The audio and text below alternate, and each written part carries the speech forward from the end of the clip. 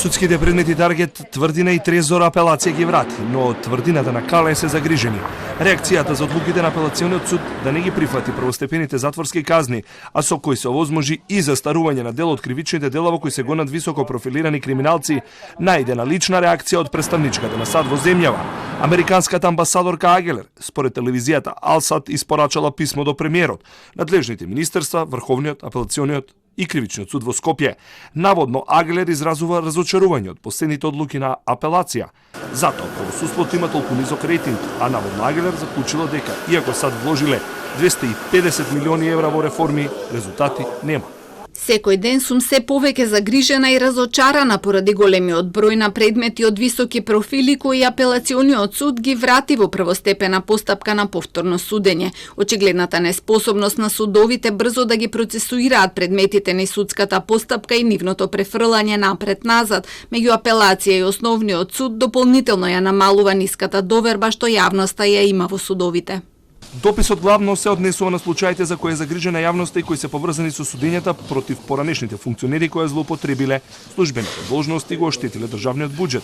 Се наведува во писмото кое го објави Алсат.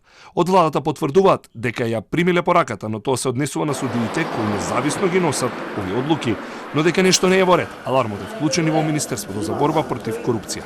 Јас се согласувам потполно дека е тоа многу сериозен проблем и дека сите активности што ги имаме ние како кабинет, изјавите што ги даваме, заедничките активности што ги имаме и со другите институции, меѓутоа и многу отворените пораки од страна на Американската амбасада, од Европската унија и останатите наши меѓународни партнери, дека конечно ќе повлијаат на правосудните органи, дека треба одлуките да ги носат професионално, непристрасно, без влијание од друга страна, исклучиво согласно на закон.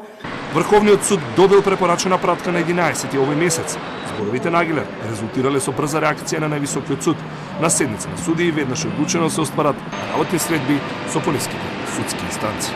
По предметите од висок јавен интерес, ажурно да се постапува и да се одлучува во согласност со законот и прописите, а со цел да се обезбеди ефективно остварување на правдата и воедно да се избегне опасноста од застарување на предметите од висок профил.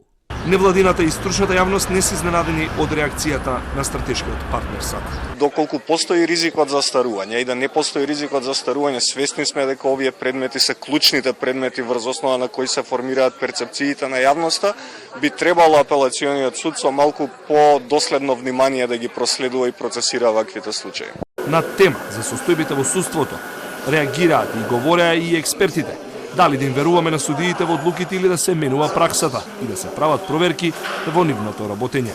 Дали може, например, судиите од апелација кои евентуално се погрешиле во донесувањето на нивните одлуки или намерно ги одолговлекувале процесите на судскиот процес, треба да сносат некоја одговорност или само да се заврши со тоа беше убедување на судскиот тим кој ја донесе таа пресуда.